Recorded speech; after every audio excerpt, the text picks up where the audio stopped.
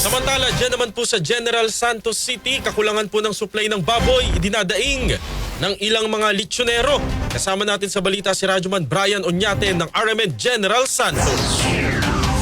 Naging matumal umano ang bintahan ng litsyong baboy sa lungsod ng Jensan nakaraang Pasko. Ito ang idinaing ng ilang mga litsonero dito sa lungsod ng Jensan. Anila, dahil sa kakulangan ng mga baboy, kailangan nilang magdagdag presyo sa litsyong baboy na pag-alaman na halos nasa 500 pesos ang idinagdag na presyo ng litsyong baboy noong nakaraang Pasko. At dahil sa maraming umaaray na mga litsunan sa Jensan dahil sa matumal ang benta, ang ginagawa na lamang nila ay ang pagpapabayad na lang ng labor sa mga gustong magpalitson ng kanilang mga baboy. Samantala, mahigpit naman na minomonitor ng City Veterinary Office Jensan ang mga alagang baboy para labanan ang African Swine Fever o ASF. Panawagan nila na dapat sa slaughterhouse ng lungsod kakatayin ang kanilang mga baboy para masigurong ito ay nasuri at hindi galing sa ibang lugar para maiwasan ang pagkakahawa ng posibleng sakit. Mas paigtingin pa umano nila ang kanilang pagbabantay lalo na ngayong pagsalubong ng bagong taon. Kasama mo sa RMN General Santos,